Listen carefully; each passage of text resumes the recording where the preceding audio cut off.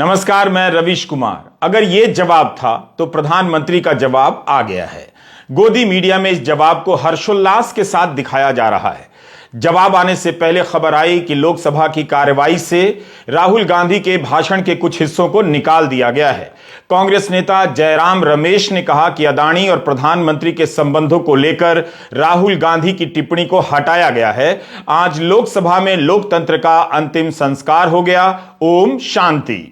Several parts of your speech have been expunged. Rahul sir. Why do you? Let's ask why do you think your speech was expunged? Why was my words expunged? Do you object? Do you protest to that? No, I'm asking why were they expunged? Sir, even Prime Minister take your name, sir. Prime Minister said that. लेकिन BJP के सांसद निशिकांत दुबे के भाषण से भी कई चीजें हटाई गई हैं। राहुल गांधी ने प्रधानमंत्री पर जो आरोप लगाए उनमें से बहुत सारे हिस्से हटाए गए हैं। बीजेपी ने उनसे पूछा था कि सबूत दीजिए, अनर्गल आरोप मत लगाइए। तो क्या प्रधानमंत्री ने आज जवाब दे दिया? जवाब से पहले उन्होंने गोदी मीडिया को एक संदेश दे दिया। प्रधानमंत्री ने कह दिया कि मोदी पर जनता का भरोसा अखबार की सुर्खियों से पैदा नहीं हुआ है। मोदी पर यह भरोसा टीवी पर चमकते चेहरों से नहीं हुआ है। गोदी मीडिया के लिए यह बयान भारी पड़ेगा। उनके लिए आज का दिन बहुत दुख भरा दिन होना चाहिए। इतनी सेवा की और इनाम यह मिला कि हम आपकी वजह से नहीं हैं। पत्रकारिता का सत्यानाश कर दिया गोदी मीडिया ने, सवाल तक नहीं पूछा और प्रधानमंत्री ने कह दिया कि मोदी पर जनता का भरोसा टीवी पर चमकते चेहरों से पैदा नहीं हुआ है। प्रधानमंत्री का भाषण क्या सीधा जवाब था? गोदी मीडिया को तो दे दिया उन्होंने, क्या राहुल के सवालों का जवाब था? इसके लिए आपको संसद टीवी पर उनका भाषण सुनना चाहिए। 1.5 घंटे से ज्यादा चला यह भाषण, मगर इंतजार होता रहा कि अब जवाब आएगा, अब जवाब आएगा। लेकिन प्रधानमंत्री लंबे समय तक 2014 से पहले के दशक में चले गए और उस समय के हालात की चर्चा करने लगे। 2G घोटाले की चर्चा करने लगे, कोयला घोटाले का जिक्र किया। आज राहुल गांधी से आरोपों के लिए सबूत मांगे जा रहे हैं। लेकिन जब 2014 से पहले और इसके चुनाव में विदेशों में कालाधन होने के आरोप लगाए जाते थे, जिनके भरोसे सबके खाते में पैसा देने का वादा किया जा रहा था, तब क्या सबूत भी दिया जा रहा था? जब 2G स्कैम में कई शून्य लगाकर लाखों करोड़ों के घोटाले को मुद्दा बनाया गया, तब क्या सबूत दिए गए? प्रधानमंत्री ने इन घोटालों का जिक्र तो कर दिया, मगर नहीं बताया कि कौन पकड़ा गया, जांच से क्या निकला। क्या सरकार सबूत के साथ बात करती है जो विपक्ष के नेता से सबूत मांग रही है? आप देख रहे हैं रवीश कुमार ऑफिशियल। फेसबुक और यूट्यूब पर आप हमें देख सकते हैं। मगर एक जरूरी सूचना भी है, हम आज भी प्रधानमंत्री के भाषण का वीडियो नहीं दिखा रहे। हमने राहुल गांधी के भाषण का भी वीडियो नहीं दिखाया। संसद टीवी से प्रसारण किया जाता है। यह चैनल जनता के पैसे से चलता है। फिर भी यह स्पष्ट नहीं कि इस टीवी से प्रसारित कंटेंट को देश के आम यूट्यूबर दिखा सकते हैं या नहीं। अब जब यूट्यूबर की साख न्यूज चैनलों से ज्यादा है, तब स्पीकर को यह साफ करना चाहिए कि संसद की टीवी के कंटेंट को यूट्यूबर दिखा सकते हैं। यह कॉपीराइट मुक्त है या नहीं। फिलहाल हम प्रधानमंत्री का लोकसभा में दिए गए भाषण का वीडियो नहीं दिखा रहे हैं, जिस तरह से राहुल गांधी का नहीं दिखाया था। प्रधानमंत्री के भाषण से पहले ही संसदीय कार्य राज्य मंत्री अर्जुन राम मेघवाल ट्वीट करते हैं कि प्रधानमंत्री का भाषण 3:30 बजे होगा और सबका हिसाब होगा। ऐसा लगा कि राहुल गांधी ने अदानी को लेकर जो आरोप लगाए हैं उन आरोपों का हिसाब होगा, मगर प्रधानमंत्री का भाषण मैनिफेस्टो की तरह कई पन्नों का होता चला गया। प्रधानमंत्री ने जवाब के रूप में गेंद घुमा दी, हर चीज को जनता के भरोसे से जोड़ दिया। कहा कि जनता आपके आरोपों और गालियों पर भरोसा नहीं करती है, न करेगी। उसे मुफ्त राशन दे दिया गया है, बिजली दे दी गई है, गैस का चूल्हा दे दिया गया है, नल से जल का कनेक्शन दे दिया गया है। वह इन आरोपों पर भरोसा नहीं करेगी, उसके भरोसे से इन आरोपों को गुजरना होगा। प्रधानमंत्री के ये शब्द हैं, कहते हैं कि one nation one ration card, देश भर में कहीं पर भी गरीब से गरीब को भी राशन मिल जाता है। वो आपकी झूठी बातों पर, आपके गलत आरोपों पर कैसे भरोसा करेगा? अध्यक्ष जी, जिस किसान के खाते में साल में 3 बार पीएम किसान सम्मान निधि 11 करोड़ किसानों के खाते में पैसे जमा होते हैं, वो आपकी गालियों पर विश्वास कैसे करेगा? जो कल फुटपाथ पर जिंदगी जीने के लिए मजबूर था, जो झुग्गी झोपड़ियों में बसर करता था, ऐसे 3 करोड़ लोगों को घर मिले हैं, उनको तुम्हारी गालियां, तुम्हारी झूठी बातों पर भरोसा क्यों होगा? 9 करोड़ लोगों को मुफ्त गैस का कनेक्शन मिला है, वो आपके झूठ को कैसे स्वीकार करेगा? 11 करोड़ बहनों को शौचालय मिला है, वो आपके झूठ को कैसे स्वीकार करेगा? 75 साल बीत गए, 8 करोड़ परिवारों को नल से जल का कनेक्शन मिला, वो माताएं तुम्हारी झूठ, तुम्हारी गालियों को कैसे स्वीकार करेंगी? आयुष्मान भारत योजना से 2 करोड़ परिवारों को मदद पहुंची है, जिंदगी बच गई है उनकी, मुसीबत के समय मोदी काम आया, तुम्हारी गालियों को कैसे स्वीकार करेगा? आपकी गालियां, आपके आरोपों को इन कोटि कोटि भारतीयों से होकर गुजरना पड़ेगा, जिन्हें दशकों तक मुसीबतों में जीने के लिए तुमने मजबूर किया था। कमोबेश प्रधानमंत्री के यही शब्द हैं, यह जवाब होता है। आरोप लगे हैं अदानी पर और गिनाने लग गए कि जनता को क्या क्या दिया।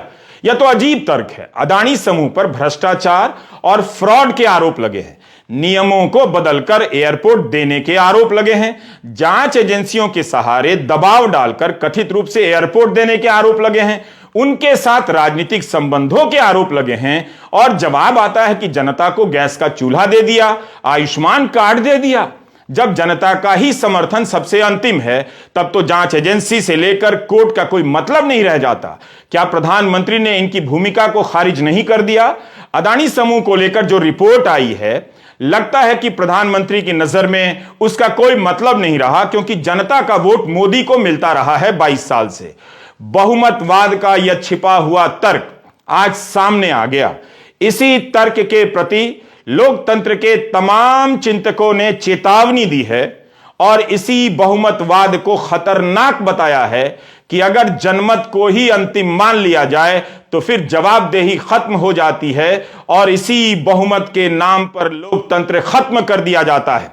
इतिहास में हजारों घटनाएं हैं। इस तर्क से तो कोर्ट के फैसले को भी मानने से सरकार इनकार कर सकती है कि जनता का भरोसा हासिल है, जिन्हें गैस दिया है उनका वोट मिल गया है, तो हम यह फैसला नहीं मानेंगे। क्या यह संदेश दिया जा रहा है इस तरह के जवाब से? आज लोकसभा में सत्ता पक्ष की तरफ से मोदी मोदी होता रहा, विपक्ष की तरफ से अदानी अदानी होता रहा। आज का भाषण देश याद रख सकता है कि इसमें जवाब दिया गया है या गरीब जनता को याद दिलाया गया है कि इतना कुछ दे दिया गया है, उसे याद रखो, बाकी कुछ याद मत रखो। क्या आरोप लगे हैं, याद मत रखो। क्या इन आरोपों से मतलब निकलता है, इससे मतलब मत रखो। तो वह जनता कैसे जान पाएगी कि मॉरिशस से चलने वाली किसी बेनामी शेल कंपनी का अदानी समूह से क्या रिश्ता है? इस तरह के आरोप लगे हैं। इन कंपनियों में किसका पैसा है? उसे गैस का सिलेंडर मिला है, तो क्या इन सवालों के जवाब भी सिलेंडर के साथ दिए गए हैं? क्या बिजली के कनेक्शन के साथ यह भी बताया गया है कि 10 साल के भीतर कोई कंपनी कई 100 गुना कैसे तरक्की कर लेती है, अपने बूते करती है या राजनीतिक संबंधों से करती है? इसका जवाब क्या आयुष्मान भारत के कार्ड के पीछे लिखा है? क्या अब से मुख्यमंत्री भी अपने ऊपर लगे आरोपों का यही जवाब देंगे कि जनता से पूछ लो, हमने उसे मंगलसूत्र दे दिया है और उसका वोट हमें मिल गया है? इस तरह से आज प्रधानमंत्री ने भ्रष्टाचार के आरोपों का जवाब नहीं दिया, बल्कि आरोपों को कुचल दिया कि अब ऐसे आरोपों की जवाबदेही की जरूरत नहीं रही। जब तक जनमत है, आरोपों की जवाबदेही जनता पर है, हमारे ऊपर नहीं है।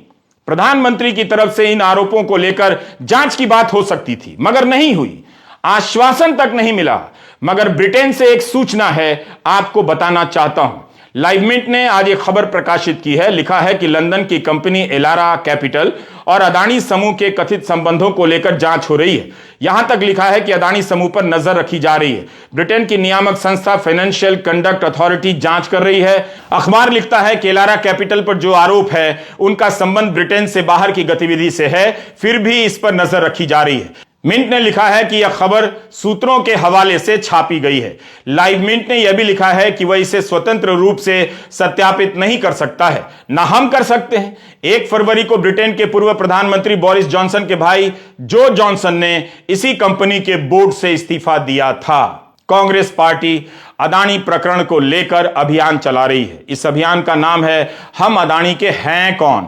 इसके तहत रोज प्रधानमंत्री से कुछ सवाल पूछती है। प्रधानमंत्री के भाषण से पहले कांग्रेस ने आज फिर कुछ सवाल किए। उन सवालों का जवाब भाषण में नहीं मिला। सवाल यह था कि अदानी समूह को 2019 में 6 के 6 एयरपोर्ट दे दिए गए 50 साल के लिए। 2021 में मुंबई के छत्रपति शिवाजी महाराज इंटरनेशनल एयरपोर्ट को संदिग्ध परिस्थितियों में अदानी समूह को दिया गया।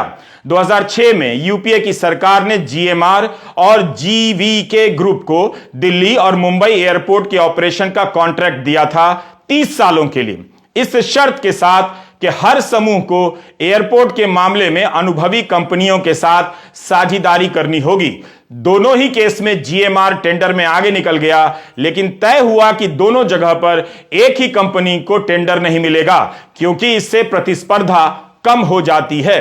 कांग्रेस के इस जवाब का संबंध बीजेपी के आरोप से है। जब राहुल गांधी ने आरोप लगाया कि नियमों को बदलकर अदानी समूह को 50 साल के लिए 6 के 6 एयरपोर्ट दे दिए गए, जबकि उनके पास कोई अनुभव नहीं था। 10 दिसंबर 2018 को नीति आयोग का तर्क था कि टेंडर में आने वाली इस कंपनी के पास तकनीकी क्षमता नहीं है, इससे गुणवत्ता से समझौता हो सकता है। कांग्रेस ने अपने पत्र में 22 अप्रैल 2018 की मीडिया रिपोर्ट का हवाला दिया है कि प्रधानमंत्री कार्यालय की तरफ से नीति आयोग और आर्थिक मामलों के मंत्रालय को निर्देश दिया गया कि रियायत देने के लिए मॉडल बनाइए।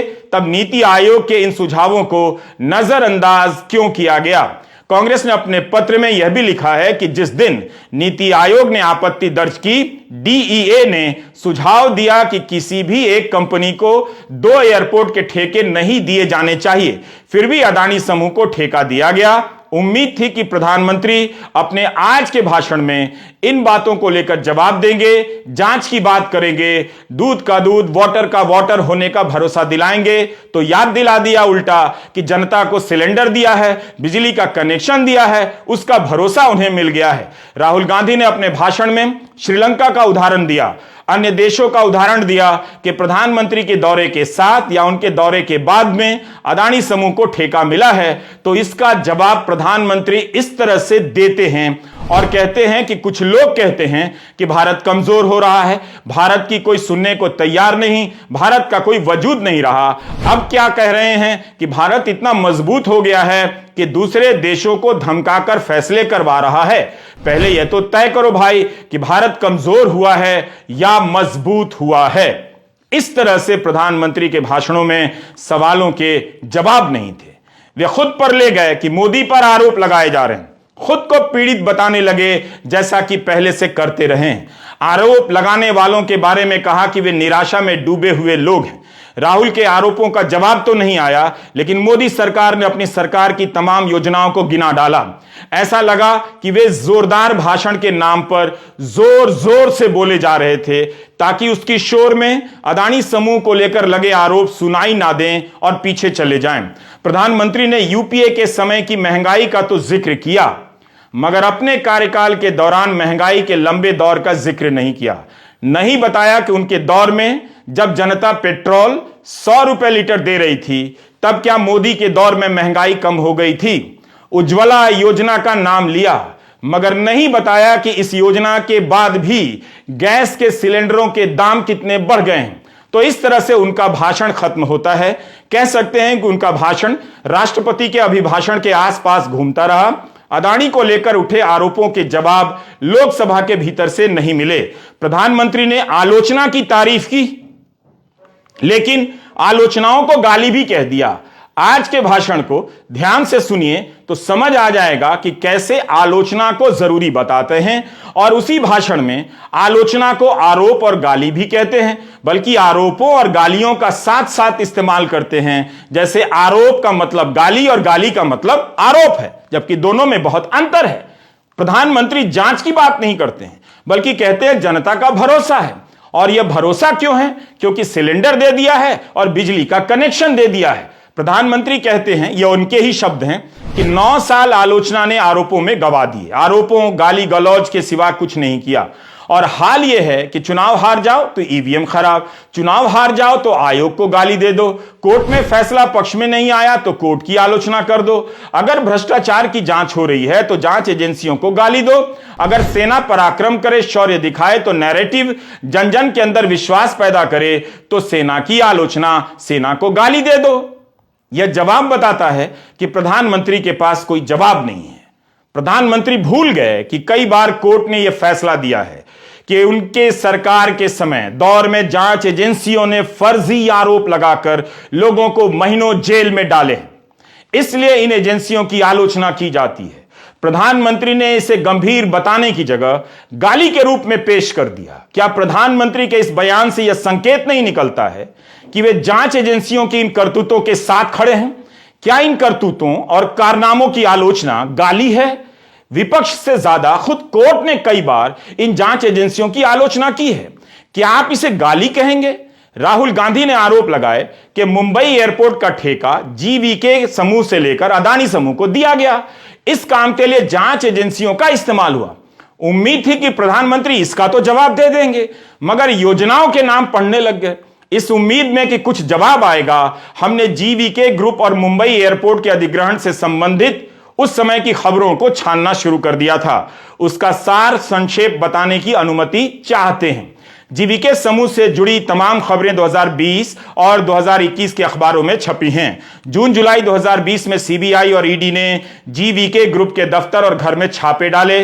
चेयरमैन जीवीके रेड्डी, उनके बेटे संजय रेड्डी और 9 दूसरी कंपनियों के खिलाफ धोखाधड़ी और फोर्जरी का केस दर्ज किया गया। इल्जाम था कि इन्होंने 705 करोड़ रुपए की चोरी की है। मई 2021 में ईडी ने एक स्पेशल कोर्ट में जीवीके ग्रुप, MIAL यानी मुंबई इंटरनेशनल एयरपोर्ट लिमिटेड के एमडी संजय रेड्डी और अन्य लोगों के खिलाफ पहली चार्जशीट पेश की। इन पर 500 करोड़ रुपए की मनी लॉन्ड्रिंग का आरोप लगाया। जुलाई 2021 में खबर आती है कि अदानी एयरपोर्ट होल्डिंग ने जीवीके एयरपोर्ट डेवलपर लिमिटेड में 98% की हिस्सेदारी ले ली है। इस समय तक अदानी समूह ने MIAL के मैनेजमेंट पर पहले ही कंट्रोल कर लिया था, जो कि मुंबई एयरपोर्ट को मैनेज कर रहा था। इसी MIAL में जीवीके का 50% से अधिक हिस्सेदारी थी उसकी। जब यह सब हो जाता है, तब सितंबर 2021 में खबर आती है कि PMLA स्पेशल कोर्ट ने संजय रेड्डी और 6 अन्य लोगों को जमानत दे दी है। राहुल गांधी के आरोप के बाद यही संजय रेड्डी अदानी के NDTV से कहते हैं कि हम पर मुंबई एयरपोर्ट को बेचने के लिए अदानी ग्रुप या किसी और ने कोई दबाव नहीं डाला। कहा कि हम पर कर्जा बढ़ गया था, इसलिए पैसे जुटाने की कोशिश की मगर नाकाम रहे। अब ध्यान से सुनिए, जिस संजय रेड्डी पे और उनके ग्रुप पर 500 से लेकर 700 करोड़ की हेराफेरी के आरोप हैं, उनकी इस बात को राहुल गांधी के खिलाफ इस्तेमाल किया जा रहा है कि उन पर दबाव नहीं डाला गया। तब क्या संजय रेड्डी 700 करोड़ के घपले के आरोपों को स्वीकार कर रहे हैं? तब जाकर कोर्ट से कह दें कि वो दोषी हैं। इंडियन एक्सप्रेस के प्रणव मुकुल और अनिल शशि ने जनवरी 2021 में एक रिपोर्ट छापी। उस रिपोर्ट को एक्सप्रेस ने ताजा विवाद के बाद फिर से छापा। इस रिपोर्ट में लिखा है कि एक समय पर अदानी ग्रुप मुंद्रा में एक प्राइवेट एयर स्ट्रिप चलाया करता था, लेकिन मात्र 2 साल में यह देश के एयरपोर्ट का सबसे बड़ा प्राइवेट डेवलपर बन गया। यह वित्त मंत्रालय और नीति आयोग के विरोध के बावजूद हुआ। दोनों ने 2019 में हुई बिडिंग के संदर्भ में अपने विरोध ऑन रिकॉर्ड रखे थे। इन आपत्तियों को दरकिनार कर अदानी को एयरपोर्ट दिया गया। किसी भी प्रधानमंत्री को कायदे से इन प्रश्नों का जवाब देना चाहिए था, मगर भारत के प्रधानमंत्री अपनी सरकार की योजनाओं के नाम गिनाने लग गए। क्या किसी भी गंभीर राजनेता को इन बातों के प्रति चिंतित नहीं होना चाहिए? इसके बजाय प्रधानमंत्री कहते हैं कि जनता को गैस का सिलेंडर दे दिया, बिजली का कनेक्शन दे दिया, उसका भरोसा उन्हें हासिल है और जो आरोप है उसे जनता के टेस्ट से गुजरना होगा। तो क्या खुद प्रधानमंत्री को अपनी जांच एजेंसियों पर भरोसा नहीं?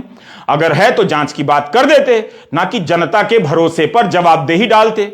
राहुल गांधी ने कहा कि अगर मित्र नहीं थे तो जांच की बात कर सकते थे। पूछा है आपके साथ कितनी बार गए हैं, वहाँ कितनी बार मिले हैं, तो सिंपल से सवाल थे, जवाब नहीं दिया। प्रधानमंत्री के भाषण पर आप क्या सोचते हैं? आपने जो सवाल पूछे थे इसमें Are you satisfied with the Prime Minister's जवाब speech? मिला आपको? No, I am not satisfied, but it reveals the truth. Hindi में ये मतलब स्पीच से सच्चाई दिखती है कि अच्छा, इंक्वायरी की बात नहीं हुई। अगर मित्र नहीं है तो ये कहते ठीक है मैं इंक्वायरी करा देता हूँ। इंक्वायरी की बात नहीं हुई। डिफेंस इंडस्ट्री है, वहां पे शेल कंपनीज हैं, बेनामी पैसा घूम रहा है, उसके बारे में प्रधानमंत्री ने कुछ नहीं कहा। तो मतलब क्लियर है कि प्रधानमंत्री उनकी रक्षा कर रहे हैं, उनको आपके भाषण को स्पंज किया, उसको आप क्या कहते हैं? देश के लोगों को भरोसा है मोदी पर। हाँ, इस पर आप क्या? नहीं, वो तो ठीक है। मतलब मेरा कहना है कि ये नेशनल सिक्योरिटी का मामला है, हिंदुस्तान के इंफ्रास्ट्रक्चर का मामला है। प्रधानमंत्री को ये कह देना चाहिए ठीक है हम इंक्वायरी करेंगे, चेक कराएंगे क्या है इसमें। बहुत बड़ा घपला है, मगर वो भी नहीं बोला। तो जरूर वो उनको प्रोटेक्ट करने की कोशिश कर रहे हैं, बट मैं समझता हूँ मतलब उसका कारण भी है। प्रधानमंत्री ने विपक्ष पर निराशा में तल्खी के आरोप लगाए तो उनके भाषण में भी निराशा और हताशा के तत्व नजर आ रहे थे। उन्होंने हार्वर्ड यूनिवर्सिटी से स्टडी कराने की बात का मजाक उड़ाया या तंज किया। आप जो भी कहें, लेकिन क्या उन्हें नहीं पता कि अमेरिका की कई यूनिवर्सिटी में 2014 के बाद उनके कार्यकाल को लेकर किस तरह की बातें हो रही हैं? राहुल गांधी ने अपने भाषण में कहा कि राजनीतिक संबंधों से कोई कितनी तरक्की कर सकता है, इस पर हार्वर्ड यूनिवर्सिटी को स्टडी करनी चाहिए। प्रधानमंत्री याद दिला रहे हैं कि हार्वर्ड में स्टडी हो चुकी है, बीते वर्षों में एक स्टडी हुई है, उसका टॉपिक है the rise and decline of India's Congress party. और मुझे विश्वास है भविष्य में कांग्रेस की बर्बादी पर हार्वर्ड नहीं, बड़े बड़े विश्वविद्यालयों में अध्ययन होना ही होना है। अब जल्दी से आप भी रिसर्च कीजिए कि अमेरिका के विश्वविद्यालयों में, आपकी बात कर रहा हूं, मोदी राज के समय के किन सवालों को लेकर रिसर्च हो रहे हैं, तो आपको जवाब मिल जाएगा और प्रधानमंत्री को पसंद नहीं आएगा। आज का भाषण अगर अभिभाषण पर था तो वहां तक ठीक है, लेकिन अगर किसी भी तरीके से उसे अदानी समूह पर लगे आरोपों का जवाब बताया जाता है तो वह ठीक नहीं लगता है। आज प्रधानमंत्री ने अदानी को सारी संस्थाओं से ऊंचा कर दिया एक तरह से। अब अदानी पर आरोप सही है या गलत, आप उस जनता से जाकर पूछिए जिसे गैस का सिलेंडर मिला है और बिजली का कनेक्शन मिला है। क्या आप इस जवाब को जोरदार जवाब कह सकते हैं या जोर जोर से दिया गया भाषण कहेंगे कि हम जवाब नहीं देंगे? जनता जवाब देगी। प्रधानमंत्री के भाषणों में पुराने भाषणों की झलक मिल रही थी। मेरे हिसाब से आज देश को जवाब के नाम पर लंबा भाषण तो मिल गया, मगर उस लंबे भाषण से जवाब नहीं मिला। नमस्कार, मैं रवीश कुमार।